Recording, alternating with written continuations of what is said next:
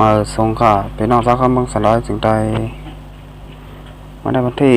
21เดือนธันวาคมปีกเลส2แห่งปลาย20ค่ะปีแต้วค่ะ2แห่ง1ปัก14นี้ในวันเสาร์เนี่ยเนาะข่าวยาม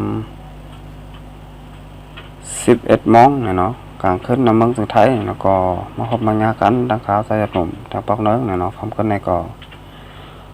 รายการปกได้ตื่นเนี่ยเนาะพี่น้องแต้วค่ะมาถ่อมข่าวการบ้านการเมืองการซึกกวาดซ้อมกันแทงค่ะเอาข่าวข้อที่1นะเนาะในก็เกี่ยวกับเลยลองซึกมันอันขึ้นปักตับอยู่ไว้ที่100 ตอนเนาะย้อนไม่ปกพ่อแม่พี่น้องในเสเวียงเมืองกึ่งเนี่ยเนาะ1 ปาก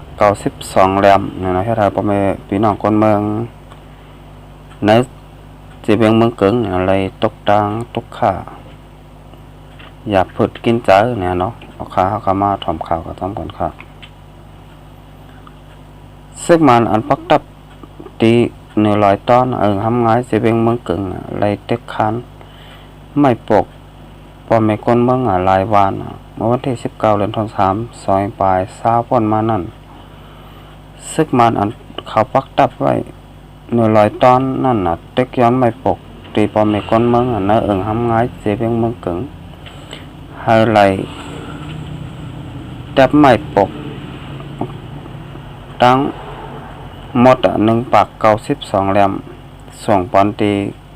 ตับ100 ตอนนะเนาะแห้งก้นแดดทอกาเนี่ยเนาะ2 ลำเนี่ยเนาะตาต่างไม่ปกเกี่ยวเลยลองได้เสียอันเป็นคนในปุ่นตีก็1 รัดในว่าซึกมันอธรรมะเต็กย้อนไม่ปกตีปอมีคนเมืองน่ะทำง่ายในไรหัวเขาเตเอาเฮ็ดตับ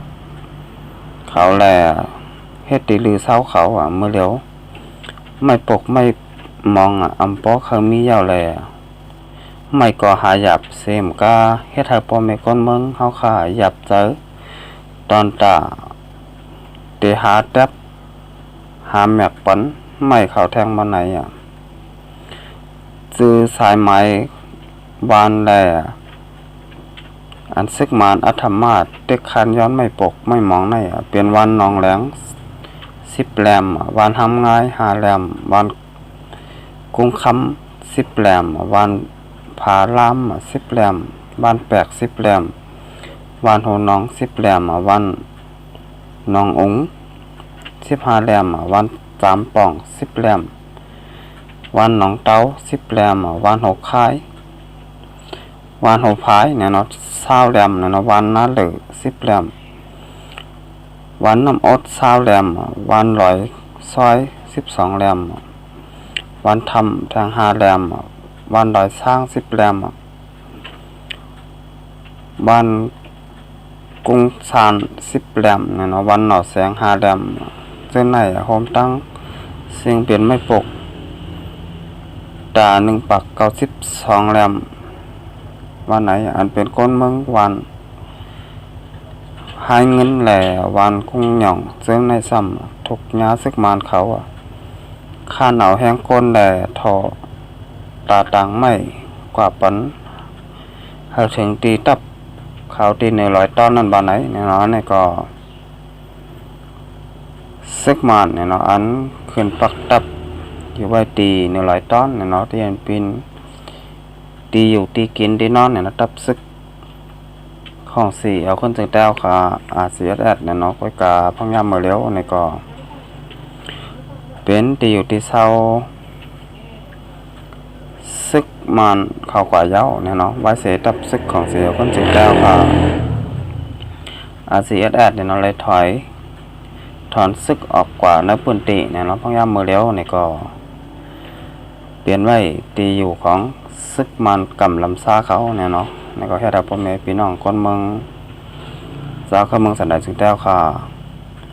ตีเนื้อเสียเวียงเมืองกึ่งเนี่ยเนาะก็เลยตกตังทุกข่าอย่าพูดกินใจกันไหวเนี่ยเนาะก็ว่าเลยถูกตังซึกมันเขาเนี่ยเลยมาขี่เน็กเด็กเด้งอาธรรมะย้อนเอาไม่ปกไม่มองเนี่ยตีพ่อแม่คนเมือง nơiสีเวียงเมืองกึ่งเนี่ยเนาะตา1 ปาก 92 แหลมเนี่ยเนาะเอาค่ะอันนี้ก็พอขาได้มาทัดสางโดยบาบานเดอเมืองเหลอเนี่ยเนาะเป็นซึกหลวงปองจึงเนี่ยเนาะซึกรัฐบาลเนี่ยเนาะเมืองไทยเนี่ยก็เป็นฝ่ายซึกหลวงปองจึงเนี่ยเนาะก้อยกาสมาขี่เน็กเต็กเต็งเนี่ยเนาะย้อนของหลายที่ปอไม่คนเมืองอันไหนถูกแมนแต่ถูกไรเป็นเนี่ยเนาะก็ว่าเป็นซึกหลวงของจึงเนี่ยเนาะจะว่าเป็นผู้ก่อการให้จะว่าเป็นโจรเนี่ยเนาะอยู่หลายๆเสียแล้วมาย้อนขี่เน็กเต็กเต็งเอาของหลายปอไม่คนเมืองเป็นเจ้าของแผ่นดินบ้านเมืองเนี่ยเนาะจะคาบานคนเมืองของตัวเจ้านะในก็ดีไรถูกแม่ไรถูกนี่ไรเป็นเนี่ยเนาะสังว่าใครไรคู่ของปอมีคนเมืองบาจะเป็นไม้เป็นดอกบาจะเป็นสังเนี่ยก็ตักเดไรซื้อเอาเนี่ยเนาะสังว่าใครปอมีคนเมืองกว่าเฮ็ดสร้างปันนะในก็ซ้ำเดไรจ้างเอาแทงค่ะเดี๋ยวไรเปลี่ยนไว้เจ้งไหนเนี่ยน้องเมืองน้ำเมืองจึงไทยบาไม่มาตอกบาลองสังเนี่ยน้องเพื่อนก็ซื้อเอาค่ะไรเอาหลายและไรยอดหลายเมืองเมืองห่มตุ่มเมืองมานเนี่ยเนาะเมืองซึกมานเขาเฮ็ดจู่ย้ำวันเมื่อเลี้ยวเนี่ยเนาะเป็นไม้เป็นตอกเนี่ยก็เปิ้นซื้อเอาค่ะน้ำเมืองจึงไทยเปิ้นย้อนหลายและเปิ้นเอาหลายเนี่ยเนาะ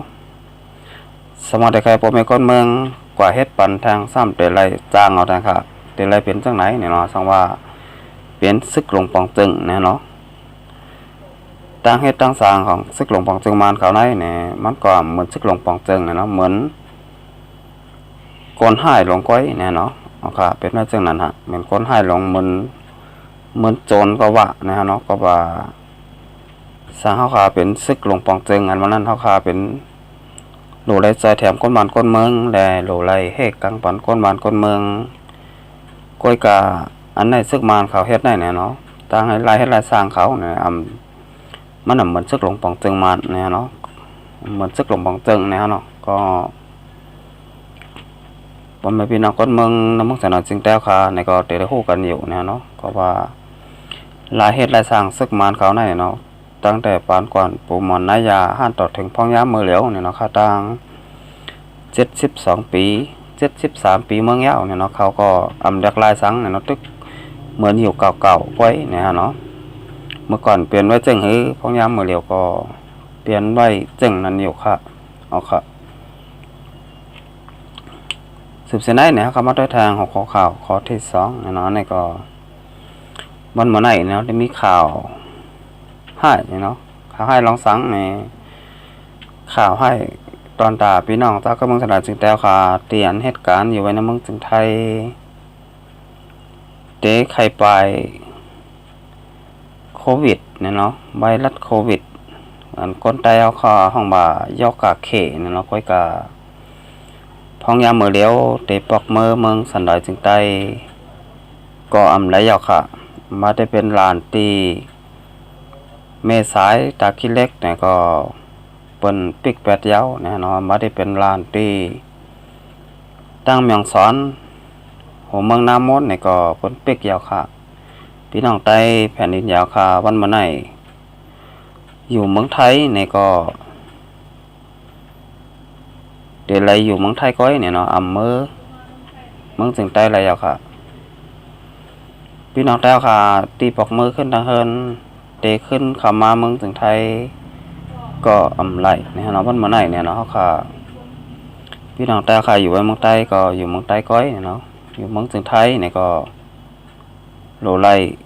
หูจักเอาตัวรอดห้างผอยห้างมันเนี่ยเนาะพยายามมือเลี้ยวเนี่ยก็หลบไว้รัดโคโรนาโควิดเนี่ยก็แมนพองตึกหกหายเตะเนี่ยเนาะวันเมื่อไหร่ก็นั้นจับยอกขาตั้งเป็นเนี่ยเนาะไวรัสโคโรนาโควิดเนี่ยเนาะในเมืองไทยเพิ่มมาทางเป็น89 เกาะเนี่ยเนาะทั้งหมดก็เป็น300 400เหยาเนี่ยเนาะในก็ลีโกเต้ๆค่ะพี่น้องแต่ค่ะอำมากว่าเหตุการณ์เฮ็ดงานอำมากว่าตั้งหลายนี่ก็ใส่ผ้าปิดศพปิดปากกันกูก็กูก่อนค่ะอันนี้เฮาค่ะอย่าไปหลงลืมเนี่ยเนาะแล้วก็ใกล้ล้างมือปันเนี่ยเนาะล้างซับล้างน้ำยาล้างมือก็ไหลเนี่ยเนาะอันนั้นก็ถ้าได้ให้ลีเนี่ยก็ล้างปันเจลล้างมืออันนั้นก็น้ำยาแอลกอฮอล์เนี่ยก็ได้ลีเตะๆเนี่ยเนาะสังบามีเนี่ยก็หาซื้อกันได้ฮะที่ร้านขายยาก็มีขายอยู่เนี่ยเนาะมาจะเป็นน้ำยาแอลกอฮอล์ก็ลีมาจะเป็นน้ำยาเจลล้างมือก็ลีฮะอันนี้พี่น้องแต่ค่ะดูไรลุ่มละตัวเก่าห้างพลอยห้างมันเนี่ยเนาะจักรตัวรถก็เปลี่ยนยอดก้นเปลี่ยนไว้จังไหนฮะ ก็ไม่เฮาค่ะเตมาลัดลองพี่น้องแต่ค่ะเจออันเนี่ยเนาะปกมือตังเฮินพ้องยามมือเหลียวแต่เป็นใบเจ้งเนี่ยเนาะนางเฮาค่ะเลยหันนักข่าวนักเงาลายน้ำเมืองถึงไตเป็นเหมือนไหนก็อำปอกไข่เข้มแลบเหมือนกันเนี่ยเนาะให้สั่งได้ว่าเข้มแลบเนี่ยพี่น้องแต่ค่ะตีปอกมือไว้ตังเฮินเนาะพ้องยามมือเหลียวเนี่ยก็ไหลข่าวมาว่าเปิ้นเตรียมปันข้าวหวานนะเนาะเป็นมาจากไหนฮะเตจะอยู่จอมเถียงไฮเถียงนาจอมสนจอมนาอันไหนฮะเป็นมาจากไหนฮะสังว่าเป็นมาจากไหนเนี่ยก็จะมีลองตังตุกขาอยากพูดกินใจเหมือนกันค่ะอยากพูดกินใจลองกินลองย่ำลองกว่าลองไปฮะเมื่อหนาวค่ะ